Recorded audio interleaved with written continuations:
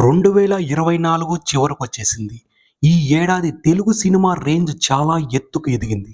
జనవరిలో 'హనుమాన్' దగ్గర నుంచి డిసెంబర్‌లో రిలీజయిన 'పుష్ప 2' వరకు తగ్గేదేలే అన్నట్లుగా దూసుకుపోయింది. మధ్యలో 'కల్కి', 'దేవర' లాంటి మూవీస్ పాన్ ఇండియా లెవెల్‌లో తమదైన వసూలు సాధించాయి.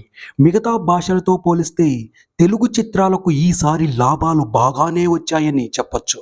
మరి ఈ ఏడాది అత్యధికంగా లాభపడిన మూవీ ఏంటి? ఎంతొచ్చాయి? తెలుగులో ఈ ఏడాది థియేటర్‌లో రిలీజై మంచి వసూలు సాధించిన సినిమాలంటే 'హనుమాన్', 'కల్కి', 'దేవర', 'పుష్ప 2', 'టిల్లు స్క్వేర్', 'లక్కీ', 'భాస్కర్', 'సరిపోదా శనివారం', 'గుంటూరు కారం' ఉంటాయి. ప్రస్తుతం థియేటర్‌లో ఉన్న 'పుష్ప 2' దేశవ్యాప్తంగా ఇప్పటికే ఎన్నో కోట్లకు వసూలు సాధించి సరికొత్త రికార్డులు సృష్టిస్తుంది. హిందీలోనూ 645 కోట్లు నెట్ కలెక్షన్ అందుకుని 100 ఏళ్ల బాలీవుడ్ చరిత్రలో అత్యధిక వసూలు రాబట్టిన చిత్రంగా నిలిచింది.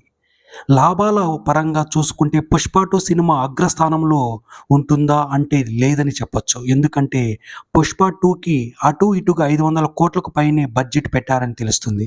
ప్రస్తుతం వస్తున్న కలెక్షన్ చూస్తుంటే 150-200% మధ్యలోనే ఉంది. 'కల్కి', 'దేవర' చిత్రాన్ని తీసుకున్నా సరే పెట్టిన బడ్జెట్‌కి కొంతమేర లాభాలు వచ్చాయి. తప్పితే మరి ఎక్కువ అయితే రాలేదు.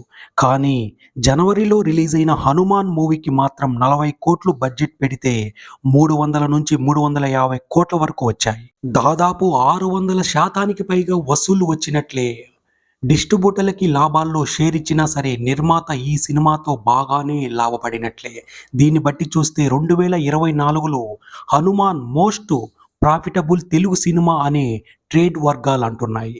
'పుష్ప 2' మూవీ ఇంకా థియేటర్‌లో ఉంది కాబట్టి రన్ పూర్తయ్యేసరికి లాభాల్లో పర్సెంటేజ్ ఏమైనా మారుతుందేమో చూడాలి.